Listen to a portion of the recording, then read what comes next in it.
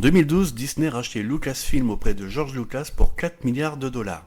Le début de la fin pour la firme aux grandes oreilles, décryptage.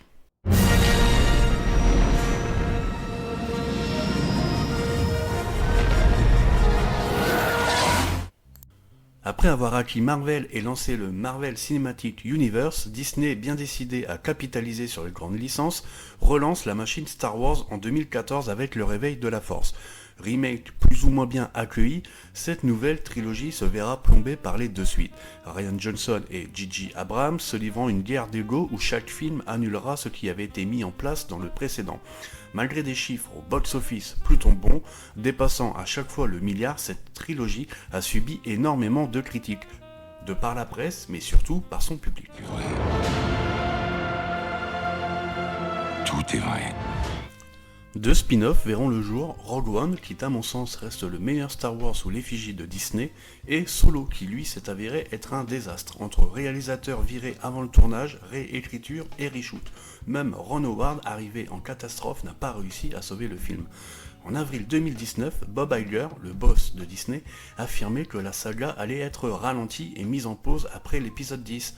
Un mois après, 3 films Star Wars étaient annoncés d'un coup, pour décembre 2022 et 2024, ainsi que décembre 2026.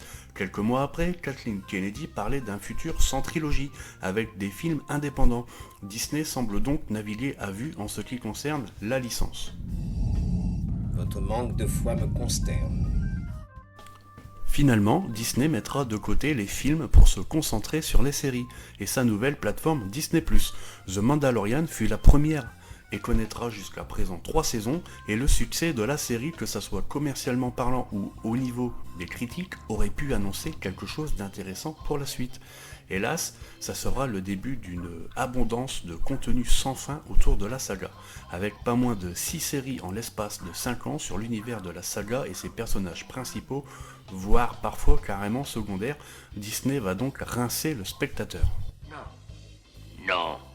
Plus rapide, plus facile, plus séduisant. En effet, il se passe plus un mois sans que l'on entende parler de la saga.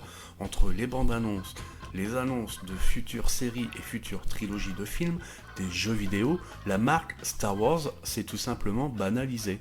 La série Boba Fett a même réussi l'exploit de virer son propre personnage principal en cours de saison afin de faire revenir Mandalorian et Grogu, qui reste une valeur sûre pour la marque.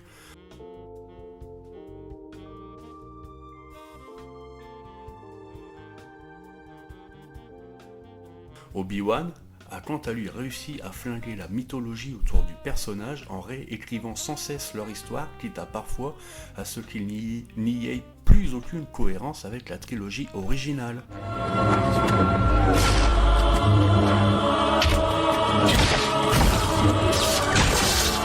Nous retrouvons.